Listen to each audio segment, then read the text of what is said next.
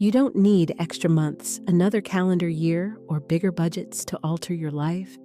You also need not linger for omens, fresh doctrines, or a fortunate break.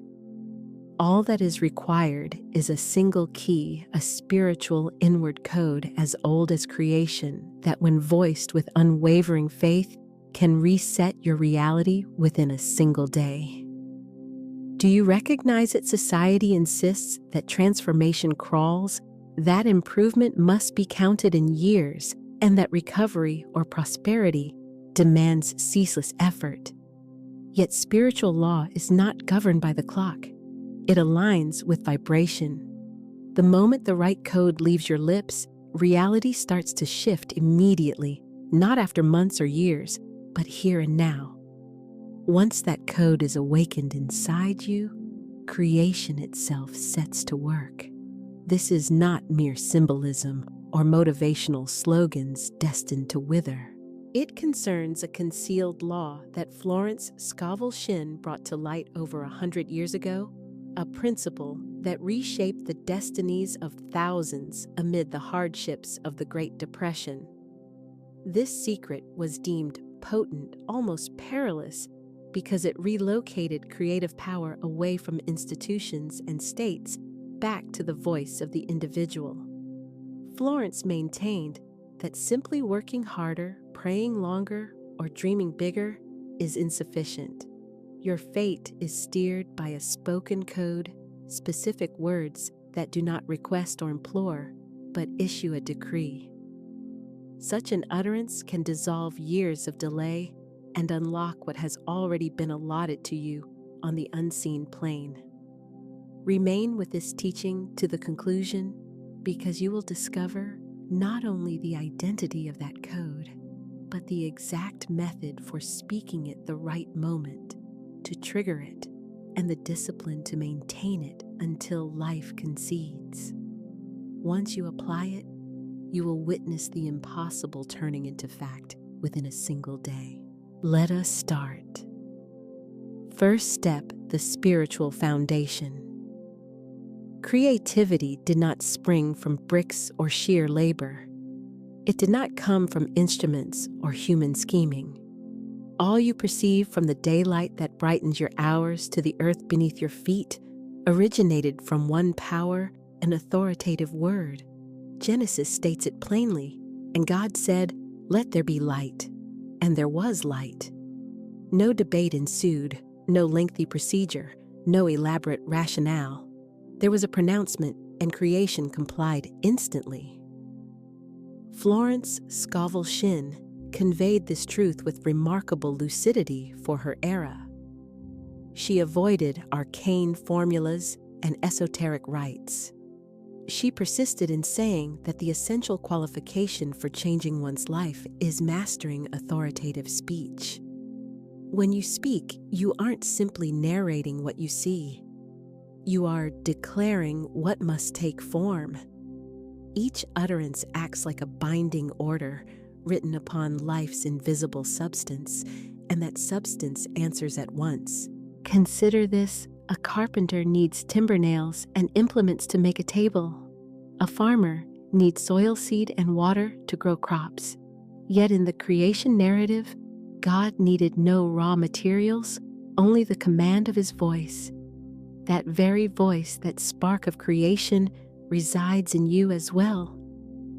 Humanity's distinction from other creatures lies less in physical strength or keen intellect than in the capacity to speak words that structure reality. Florence named this insight the game of life and how to play it. To her, life was not random mishap, but a grand board where every word shifts unseen pieces. Each time you say "I can't," you advance pieces that block your way. Each time you declare "I receive," you rouse forces that clear barriers. Total comprehension of the hidden mechanics is unnecessary, just as one needn't grasp quantum theory to light a room. What matters is flipping the right switch. Here, that switch is a faith-charged word. Scripture overflows with demonstrations. The prophets were not passive onlookers peering at the future. They were voices of divine law whose speech precipitated events. Isaiah announced, "No weapon forged against you shall prosper." Within that statement lies a protective decree that millions still repeat centuries on. Jesus did not deliver abstractions. He issued commands with authority: "Rise, take up your bed, and walk." And the paralyzed man rose. "Be clean," and the leper recovered. This was not sorcery, but law, an abiding, timeless law that Florence recovered to show it remains accessible to you today. Why refer to it as a code rather than a mere sentence? Because it is not just any word thrown into the air. A code functions as a concealed key that releases a lock. Enter an arbitrary sequence and a sealed door stays shut.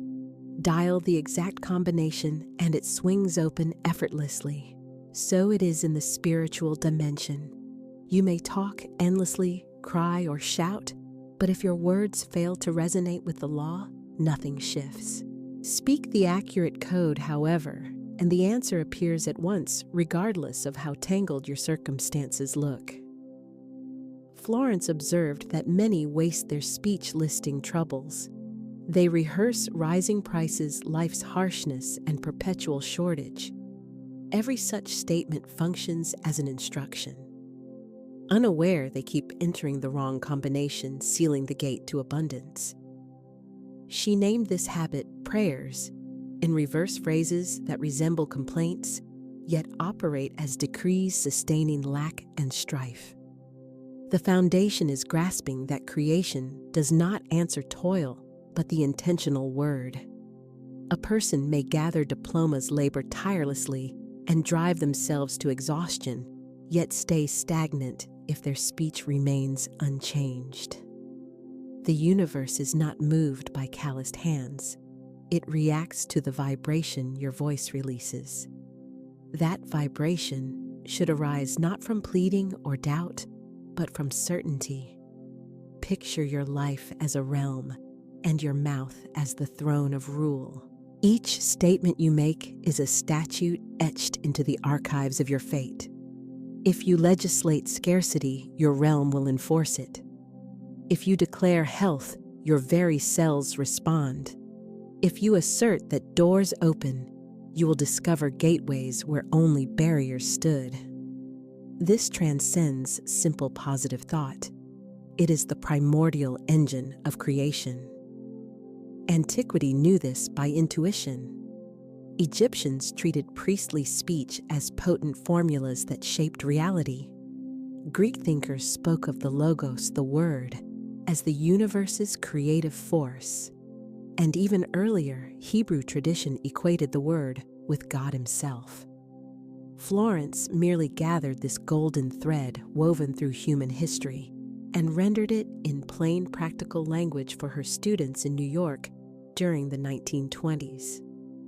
She instructed her students to stop postponing miracles, for the miracle always emerges from the word uttered now. Among her most cited lines was, "Your word is your magic wand." She meant not sleight of hand, but the key that unlocks what has already been reserved for you on unseen levels. Consider your own experience. How often have you declared that everything arrives too late, that blessings bypass your home, or that money drains away as soon as it appears? Every such statement functions like a code you've punched into the lock of your fate. The lock does open only toward corridors of postponement and lack. What's missing is not more hustle, extra information, or longer hours. What is genuinely absent is mastery of the right key. This is the authentic spiritual groundwork, recognizing that creation is mobilized by the spoken word, and that you already hold the code that can refashion your life within a single day. You don't require extra time or another chance. You need only the courage to issue the proper decree, trusting that divine law does not fail. As light appeared in an instant, so your new reality can emerge in like manner, because the law is unchanged and the authority of the word remains steadfast.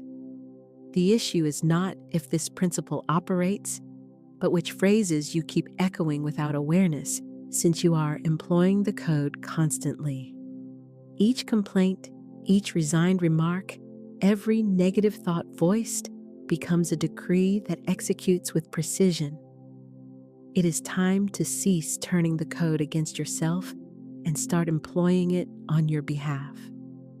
Florence left us the map, revealing that power lives not in mute wishing or elaborate strategies, but in decrees voiced with certainty, acknowledging they are already yours. That is the base, the principle, the very root. Until it's grasped, nothing shifts.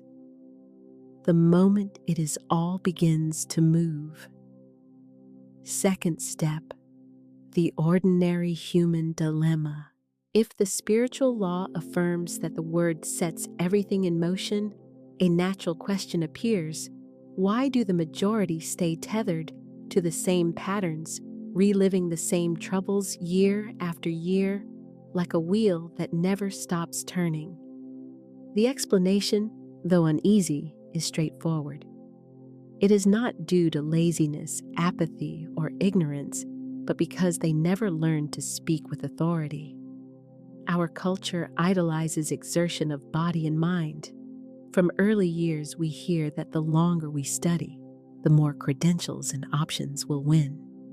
We're taught that money derives solely from sacrifice, that accomplishments require pain, and that nothing worthwhile comes without toil.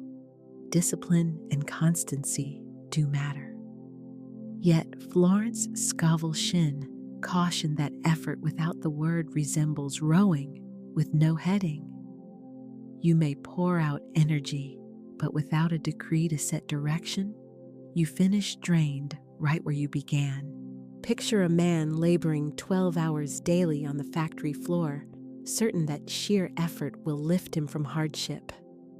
After each shift, however, he repeats lines such as, "Life is hard, it's never enough, I'm destined to suffer." He fails to see that these statements are decrees, codes in reverse that cancel the fruit of his labor. What his hands construct, his tongue demolishes. And this is not rare, it is typical. Florence termed it living under the illusion of necessity. People assume they need more time, money, expertise, or fortune. In truth, they need a shift in the vibration of their speech, because as long as they speak from scarcity, no amount of effort can unlock abundance. Many devote decades to education, accumulating certificates and titles, yet stay stuck in unremarkable roles because when they describe themselves, they confess, "I'm no good at business. I have no talent for money." Others budget strictly for enjoyment and take extra shifts while their inner world is chained to sayings like money goes as quickly as it comes, or only the rich get richer. Each statement functions like a hidden lock, barring entry to what was already apportioned to them on the spiritual level. When Florence listened to him, the source was obvious. Whenever he discussed his ventures, he would say, "I'm sure it will go badly like always." That was a reversed decree, a predictive curse that confined him.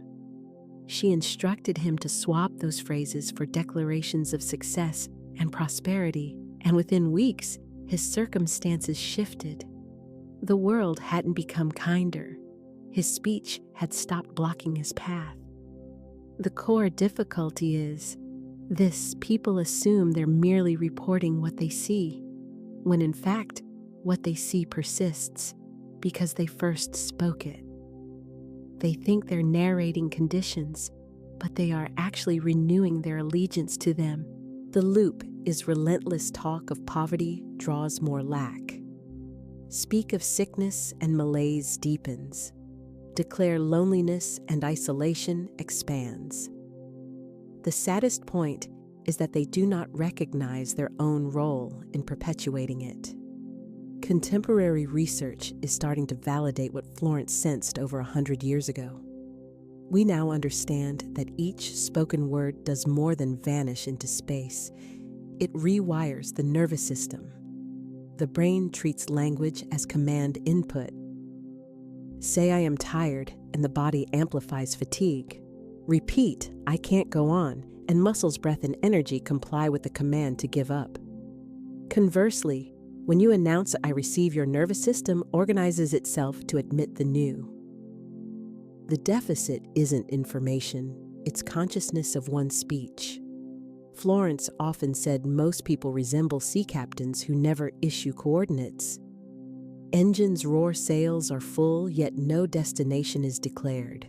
Thus, their voyage collapses into the same shipwreck time after time. She condensed the lesson into a line her pupils remembered. Your words are your ships, and every sentence you utter is a sailing order to a chosen destination. And what is the common habit? People dispatch flotillas toward want, illness, and collapse. Thinking they are only stating facts, they fail to see that by speaking them, they sustain them. Tragedy lies in the fact that many depart this life without realizing that the key to freedom was in their own mouth.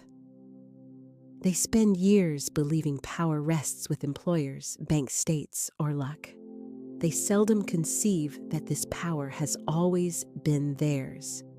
Florence called it the great secret everyone knows, for it's inscribed in scripture, echoed by sages, and affirmed by prophets. Yet people behave as though unaware. She taught that poverty's deepest root is not shortage or misfortune, but unfamiliarity with this spiritual law. The crux of the matter is ignorance of the law. Without the skill of authoritative speech, one stays at the mercy of conditions. That is why this second step matters. Before learning the code that can refashion your life in a day, you must see why things have stayed the same. The cause is not insufficient effort or lukewarm prayer. It is that your words have been decreeing contrary to your desires. The good news is that the site of the fall, the word is also the birthplace of restoration. Florence distilled it into a clear axiom: life does not hand you what you want, but what you declare. Until you awaken to this, you'll keep believing you need extra time, better luck, or fresh chances. Once you grasp it, you realize the necessary tool was always your voice resolutely issuing the right decree. Third step, grasping the principle. Many blur three experiences that look alike yet spiritually differ radically: desire, emotion, and decree. Desire is yearning the heart's reach toward what it lacks. Emotion is a fleeting flare, an impulse that can elevate briefly but quickly fades. A decree, by contrast, is an order spoken with certainty, free of doubt, pleading, or vacillation. Florence Scovel Shinn stated it with striking clarity: life does not answer desire or emotion. Life submits to the words spoken with authority. Picture a courtroom with three voices: the defendant pleading for mercy, the crowd reacting with emotion, and the judge whose pronouncement decides fate. That is the essence of a decree. It is not the magnitude of suffering or intensity of feeling that counts. It is the depth of authority you stand in as you speak. Desire is peering through the window and saying, "Someday I'll be in that garden."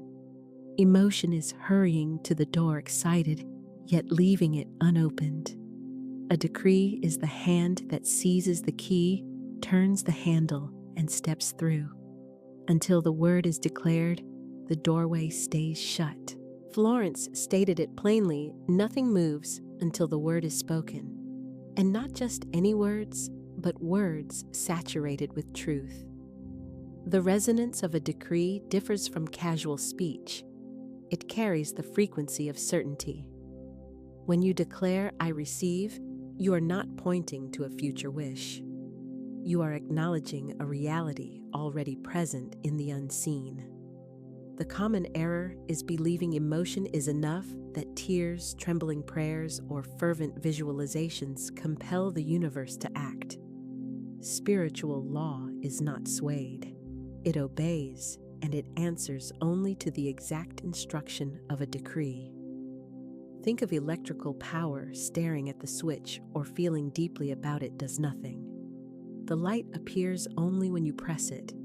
Emotion can carry you near the switch. Desire can hold you in anticipation. But only the act, the decree, activates the current.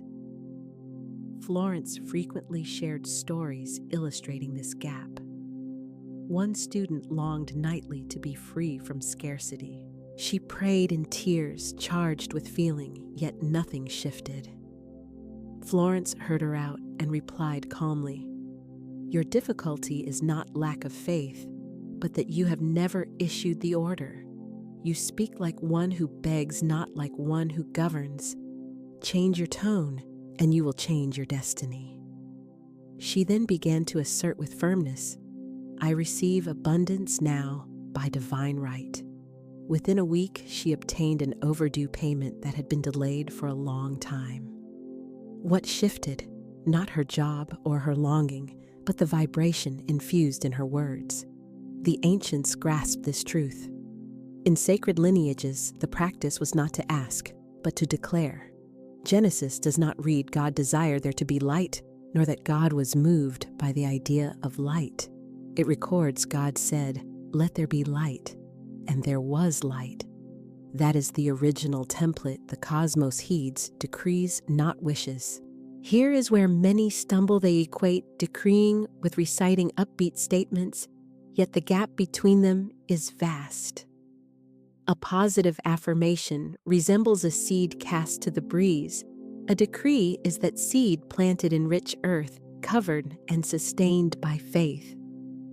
An affirmation may skim the surface when spoken without certainty, while a decree sinks into the subconscious and begins to germinate. Florence taught that vocal vibration wields a potency beyond psychology. Spoken with authority words imprint an energetic architecture that can reconfigure matter. Contemporary science exploring frequency and vibration is starting to affirm what she foresaw. Sound is not decoration, but a shaping force. When it wells up from an aligned awareness, it functions as a creative code. Hence, Florence's insistence that enthusiasm alone won't suffice. Feeling rises and falls, but a decree persists. Emotion can blaze today and cool tomorrow. A decree lays a stable framework that holds even as moods shift. Think straw fire versus an oak-fueled blaze. One flashes and vanishes. The other lasts and continues to warm. So how can you discern whether you are expressing desire, emotion, or decree? Ask, does my statement resemble a petition or a command? Does it arise from scarcity or from fullness? Does it announce a hoped-for outcome, or does it affirm what is already mine now? Florence said, "When you decree, your voice is clothed with authority. It does not matter if at first it feels like an act of faith.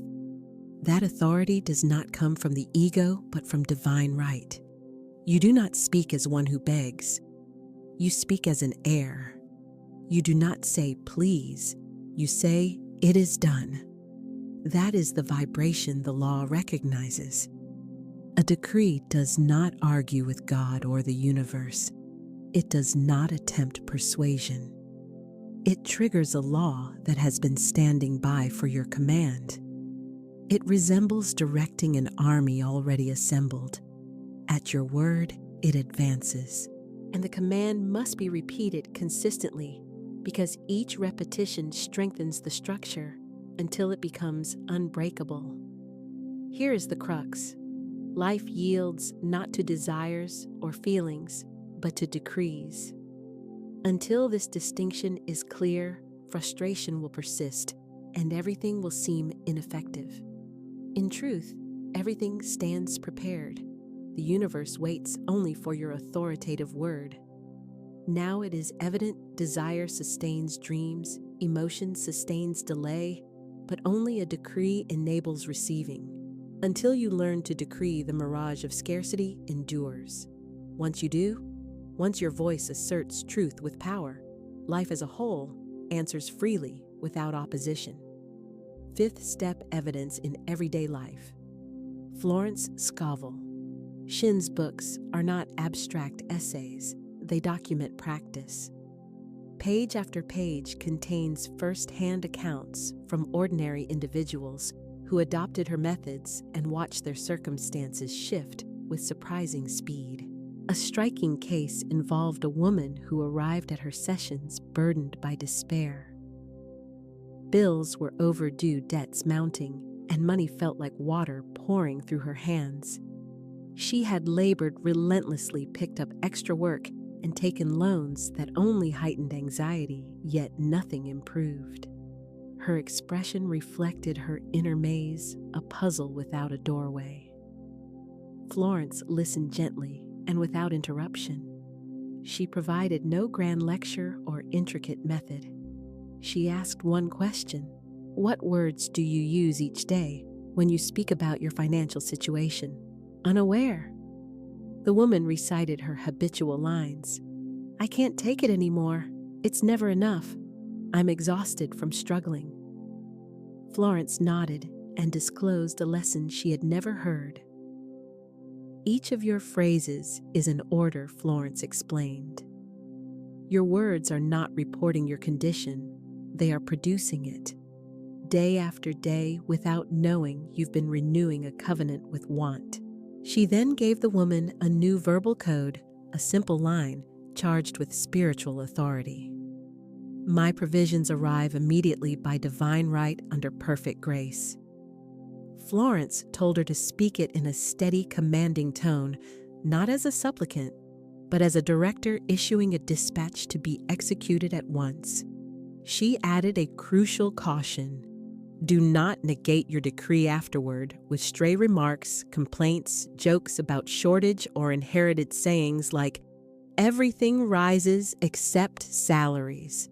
Keep the word clear and consistent, free from contradiction. She complied. That very afternoon, mere hours after speaking her decree, an event she would call a miracle unfolded. An acquaintance who had owed her for months long since written off phoned unexpectedly. For no obvious reason, he chose to repay that day in cash and for the precise sum required to clear her most pressing bill. The relief was instant, but more than the funds, her comprehension shifted. This was not random luck. It was the law of spirit answering a voice at last spoken with authority. Florence frequently clarified that these outcomes are not coincidences, but direct expressions of an unseen principle.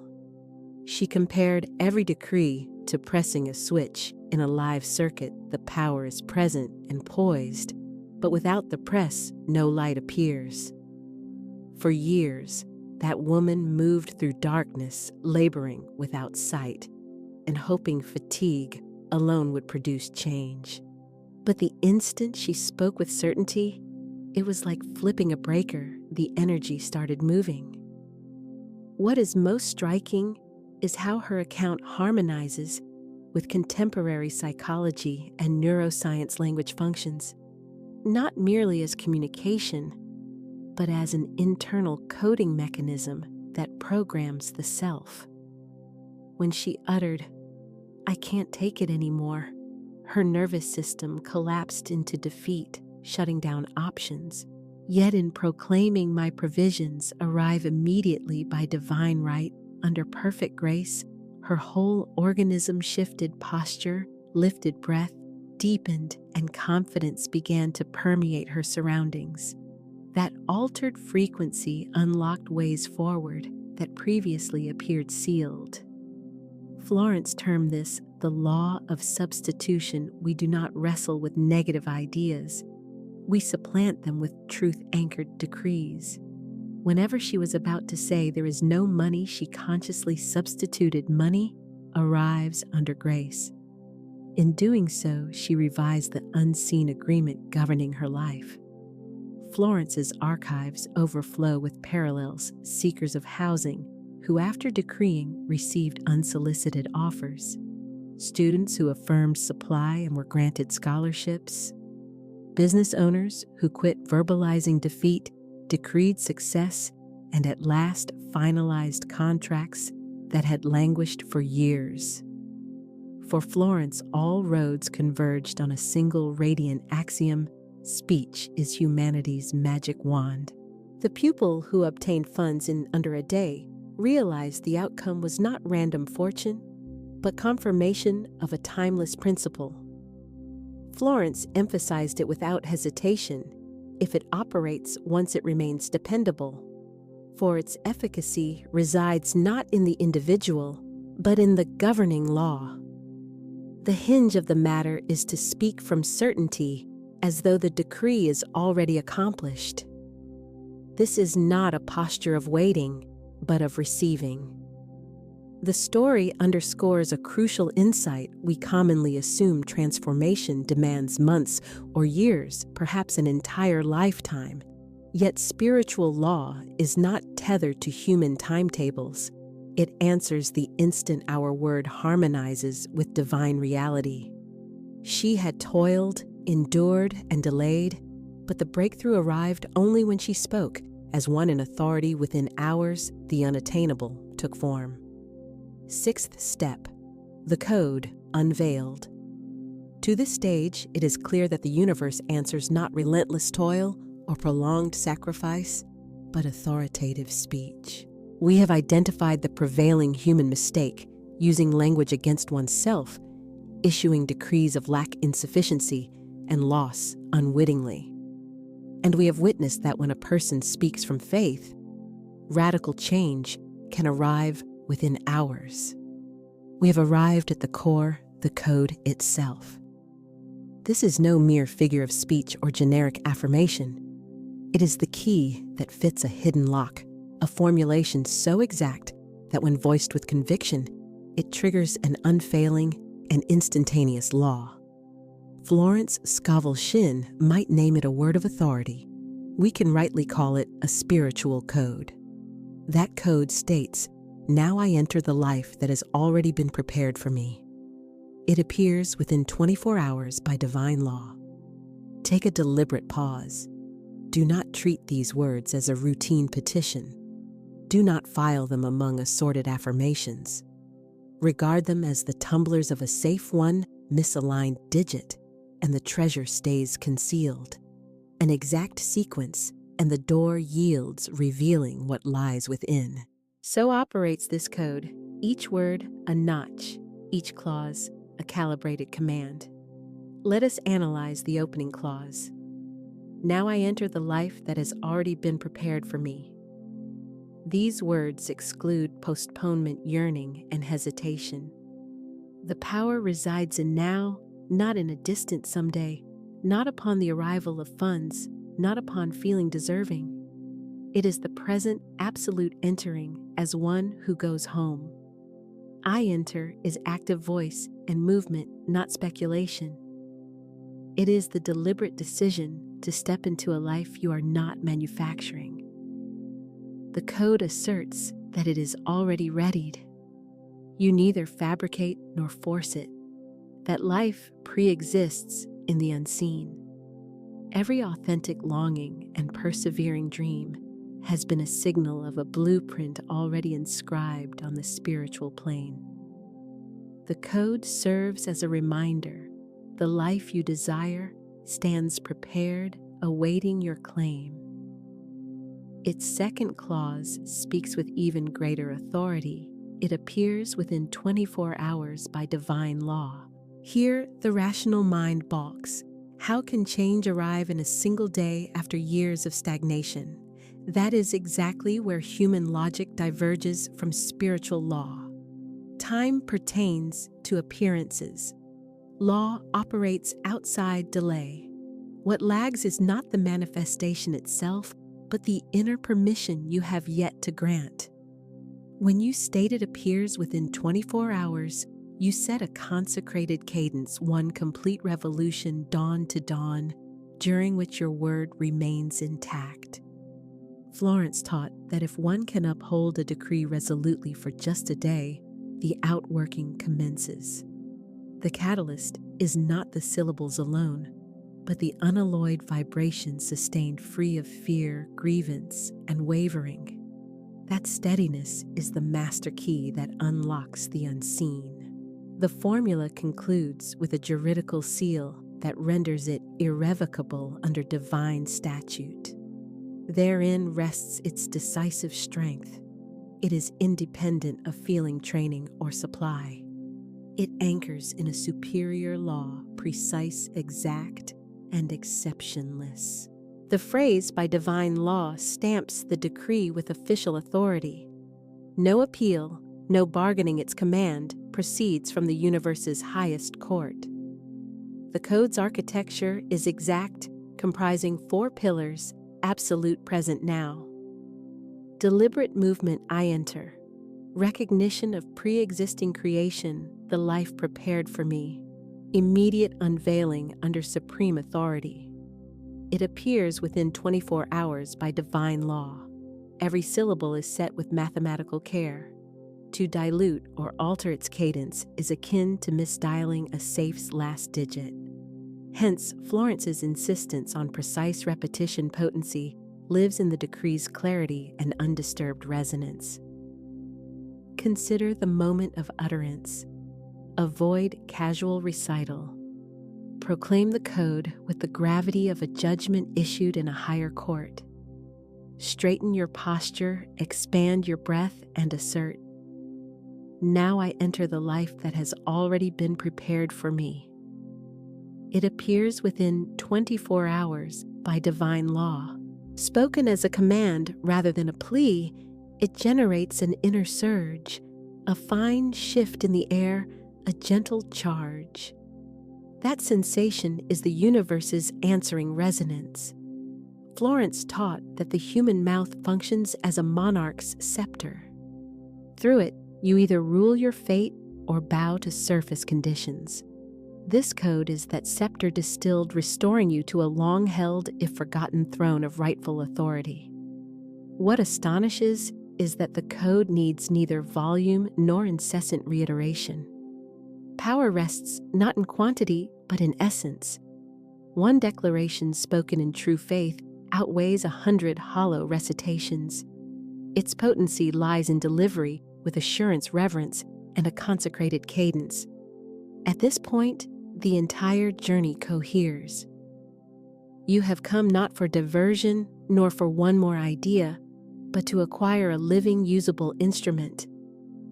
The code sits ready in your hands. The decisive inquiry is, will you actually use it? Florence cautioned that many depart life with the key still unturned upon their tongues. They narrate lack, pain, and fear, yet seldom speak with the timbre of one who commands destiny.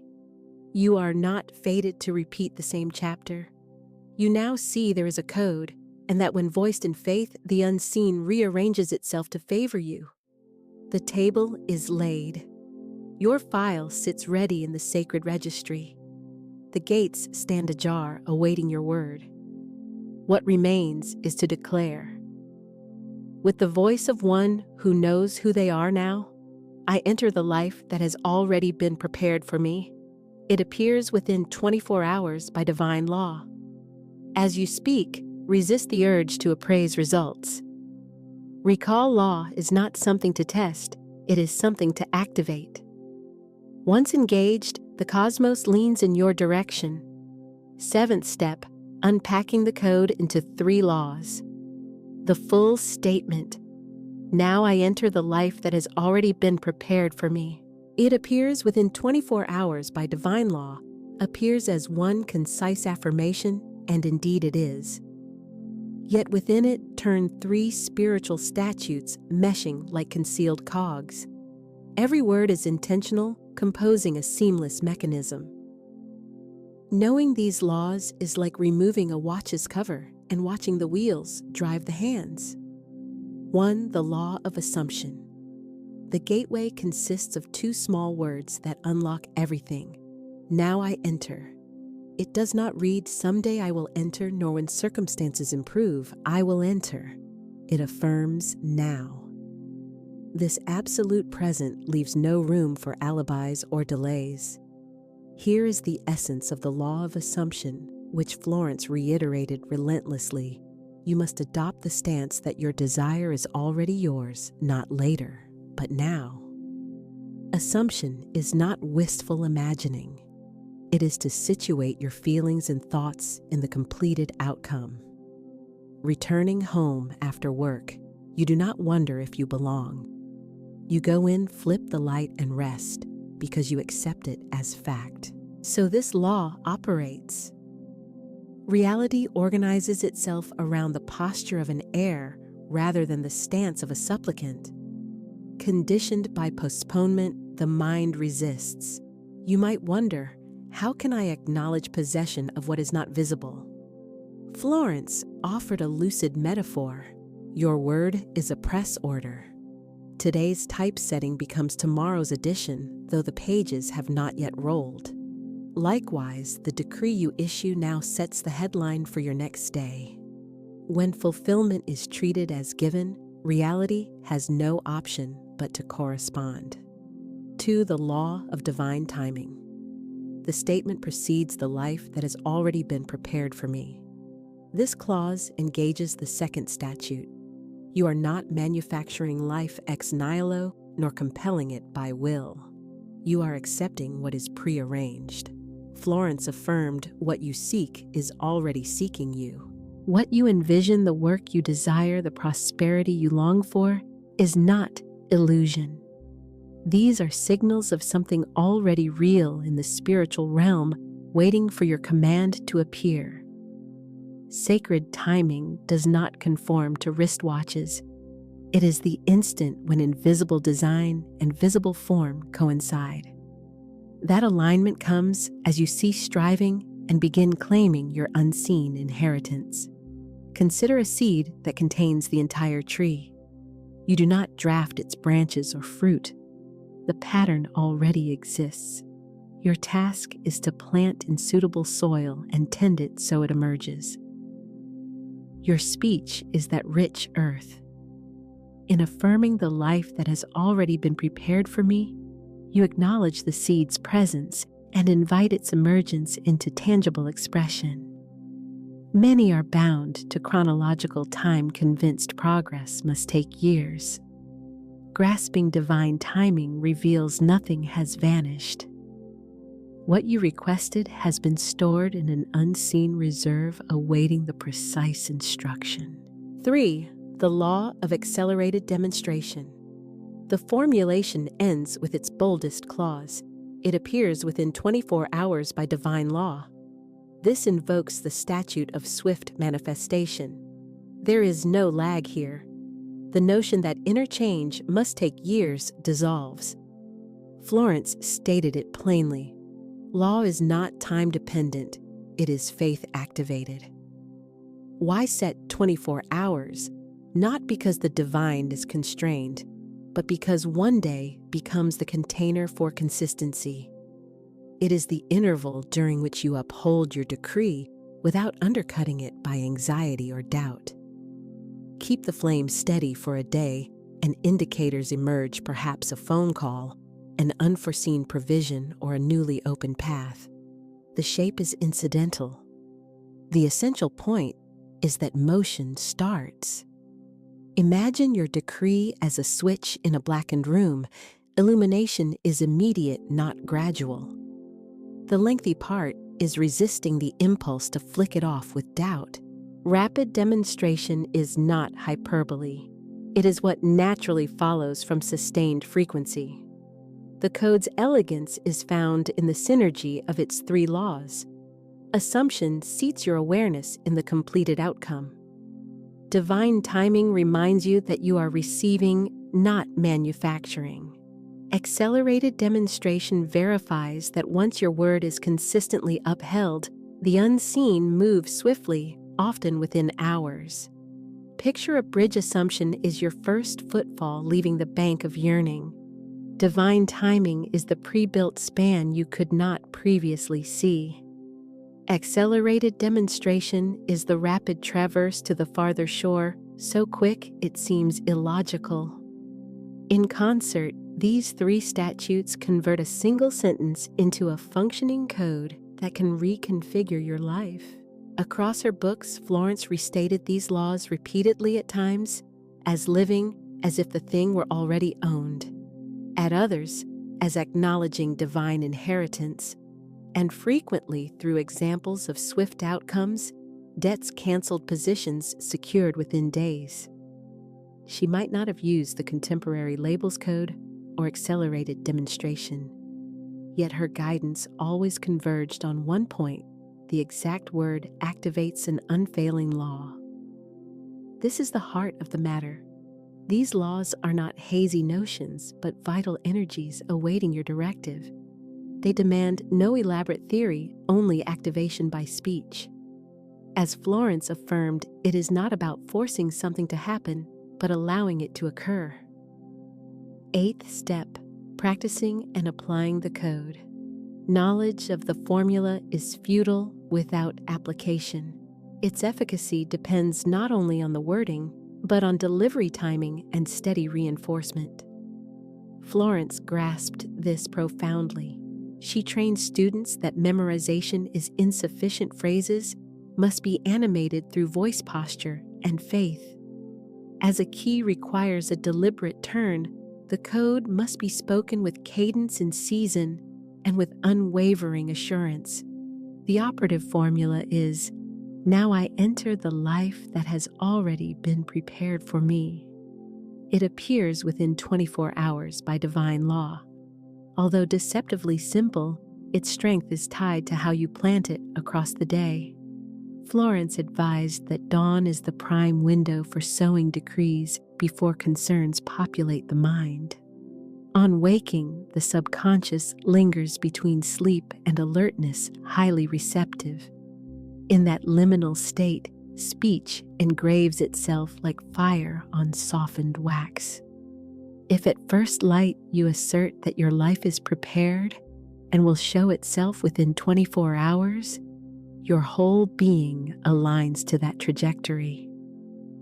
It is akin to fixing a vessel's heading as the journey begins. The next prime moment is midday, when tasks, notifications, and headlines diffuse attention. Repetition at noon serves as a beacon, restoring alignment and canceling stray contradictions you may have spoken. Florence called this returning to frequency, akin to retuning an instrument that has drifted sharp or flat. The third window opens at nightfall, immediately before sleep. The subconscious labors as you slumber, and whatever enters at that portal multiplies through the night. By voicing the code, then you issue directions that continue constructing your reality in dreams, like unseen craftsmen toiling while you rest. The crux is not rote recital, but felt speech.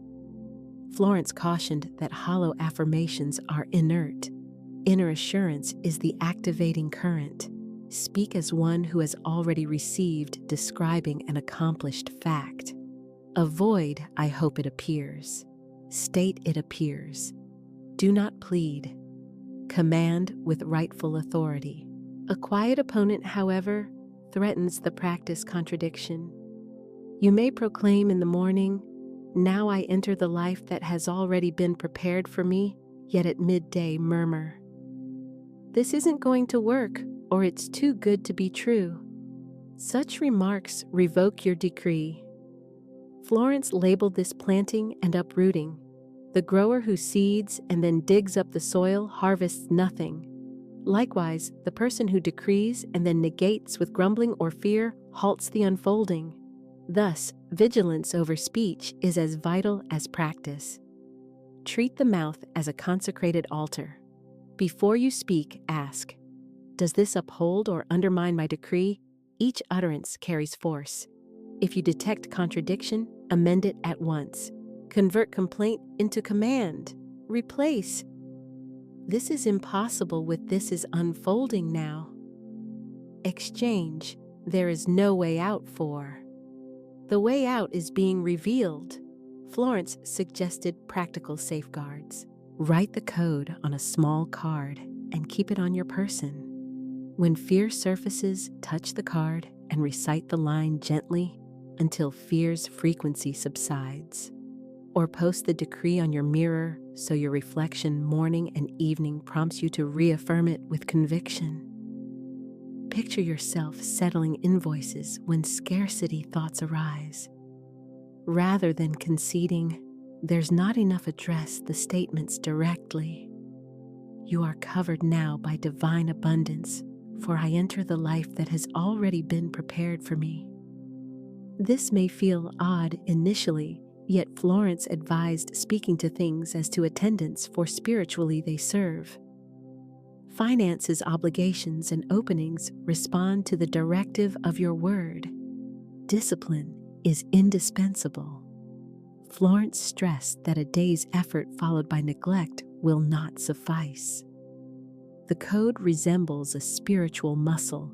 The more it is worked, the more instinctive it becomes. Early attempts may feel staged like rehearsal, but steady practice converts it into your native speech. Once the subconscious embraces it as true, outward conditions must align. Florence likewise cautioned against a single trial run. That, she said, is like sowing a seed and demanding a mature tree at once.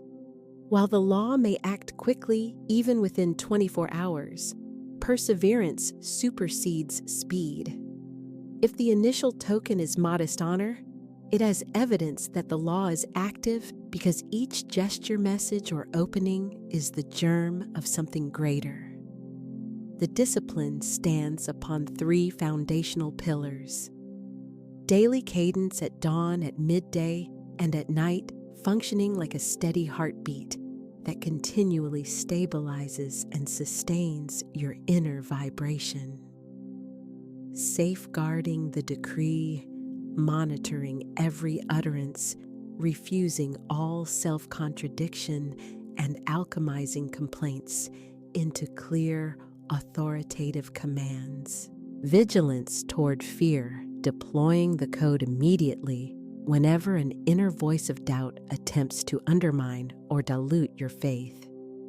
In brief practicing, the code is not a sporadic gesture, but an ongoing lifestyle. It is the disciplined schooling of your speech, so it serves your good rather than undermines it. It is the daily remembrance that reality does not heed strain or worry.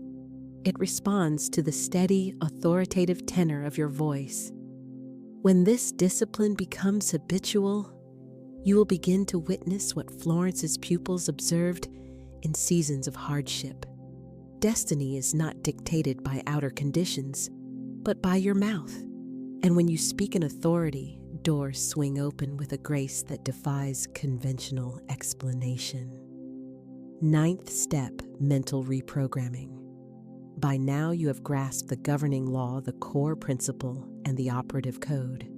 Still, the change remains partial until the mind is made new. The chief barrier is not external circumstance. It is the worn recording looping within. You must etch a fresh recording, and that entails repeating the new affirmation with such constancy that it is inscribed into the deep grooves of the subconscious. How is this accomplished? By persistent repetition, coupled with mindful attention. Whenever an old thought surfaces, do not suppress or battle it. Resistance feeds it. Exchange it. If the idea, "this won't work," shows up, replace it at once with, "Now I enter the life that has already been prepared for me." If a whisper says, "It's too late," answer audibly, "Divine timing is perfect and is being fulfilled right now in my life." The essential rule is this: Leave no thought unanswered, for silence often functions as consent. Contemporary research increasingly echoes what Florence taught a century ago. We now understand that repetition forges new neural linkages. A single idea held steadily for roughly 17 seconds initiates a fresh circuit, and with daily rehearsal, that pathway consolidates until it becomes the prevailing route. Florence did not speak in the vocabulary of synapses or neuroplasticity, yet she grasped the reality intuitively. She urged students to hold an affirmation firmly for that brief interval, recognizing it as the threshold at which reprogramming commences. Picture the mind as a woodland of trails. For years, you've trodden the same route of complaint, fear, and lack so frequently that it is worn smooth and effortless. By contrast, the abundance path is overgrown, barely seen. Your first repetition of the code is a tentative step onto that obscured track, awkward, unsure, seemingly implausible. Yet every repetition is another stride, and gradually the way opens, becomes discernible, and starts to feel native. Simultaneously, the abandoned trail unused recedes and closes. This is the practical force of reprogramming. Florence recounted pupils who initially felt uneasy proclaiming prosperity. One woman admitted that each time she said, "My supply comes to me immediately under grace," she heard her father's echo, "Money doesn't grow on trees." The intrusion unsettled her. Florence advised against debate and for response with higher truth, instructing, "When that phrase arises in your mind, respond firmly, 'I cancel that contract. Money does grow in the garden of God, and today I receive it under perfect grace." After several weeks of disciplined practice, the woman noticed the inherited voice receding to a faint echo, replaced by the solidity of her own decree. The work can appear gradual, yet a tipping point arrives. Early on, it resembles training an underused muscle. You fatigue, you lapse, you question. Then suddenly you realize your mind has shifted allegiance and begins repeating the code spontaneously. You find yourself thinking, "Everything flows to me with ease," in places where formerly you declared, "This is impossible."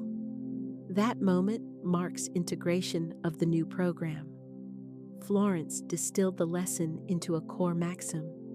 Your word is your magic wand, and a wand is not waved only once to change the world.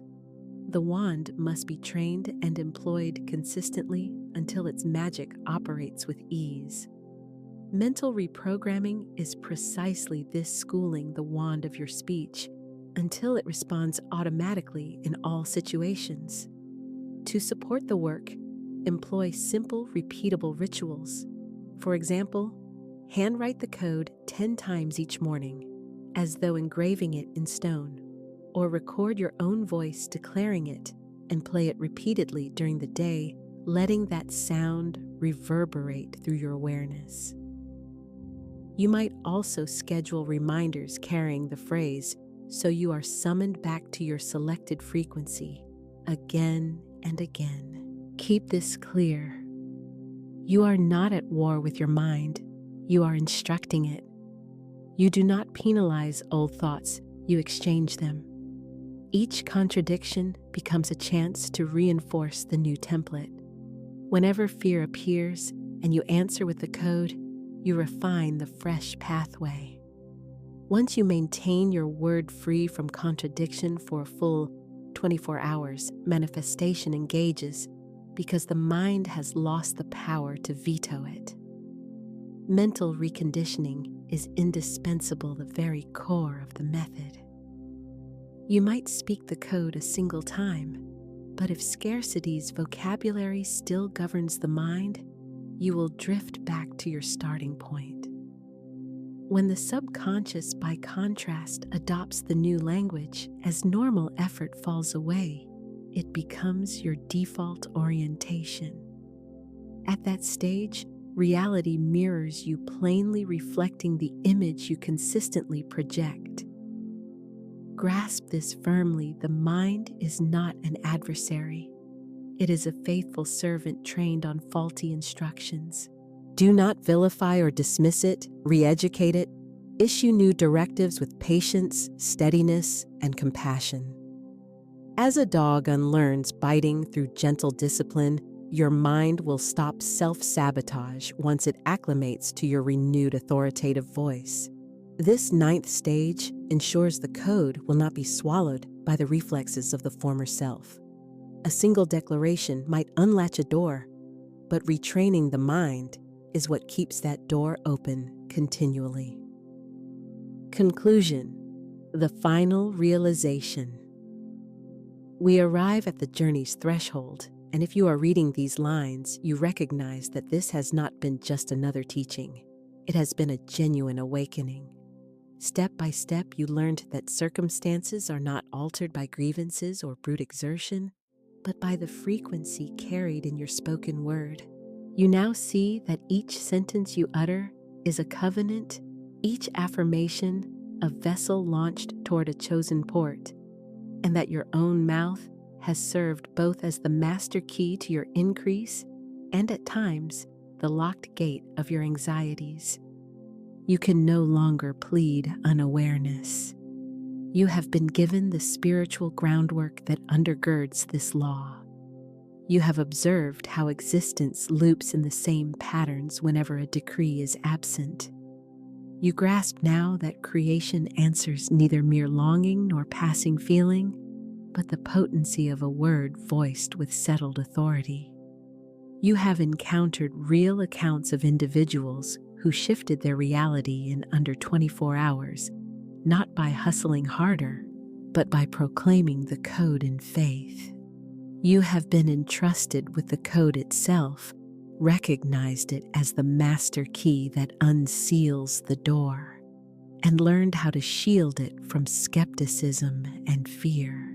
You also understand that your mind requires re-education, that every time you exchange an outdated notion for a living decree, you inscribe a fresh channel in the subconscious, where in that inner sanctum, the genuine miracle takes root and expands. None of this has been speculative ornament. It has been training for a single decisive instant, the moment you elect to pronounce with faith and steadiness the code that reorders reality. Knowledge that is not acted upon evaporates, while a word spoken with authority condenses into embodiment, into lived experience, into material form. The code rests in your keeping now. Rehearse it silently and proclaim it audibly. Now I enter the life that has already been prepared for me. It appears within 24 hours by divine law. This line is neither mere poetry nor a routine petition. It is a decree, the autograph sealing an unseen pact with the universe. It is the ignition point that rouses spiritual forces long present on your behalf. Speak it like an heir asserting rightful legacy. Speak it like one convinced the gate already stands ajar. Do not utter it from restlessness or worry, but from the assurance that what you name is already yours in essence. For this is the truth, that center creation is not withholding a novelty. It is poised for you to claim what has forever been yours by right. Now fix the covenant with a seal. Write or pronounce I decree it not as a hollow phrase, but as a decisive act of power. In doing this, you lend shape to the unseen anchor your word in the tangible world, and announce that you choose to speak as a creator rather than as a casualty of circumstance. Carry this message to anyone who must shatter the habit of postponement, to those who still imagine that time, finances, or fortune govern their fate. Let them discover they need not delay, that the key resides in their own speech, and that a single day is enough for life to turn. Hold this in your heart. Abundance arrives, not to those who merely wait, but to those who issue command.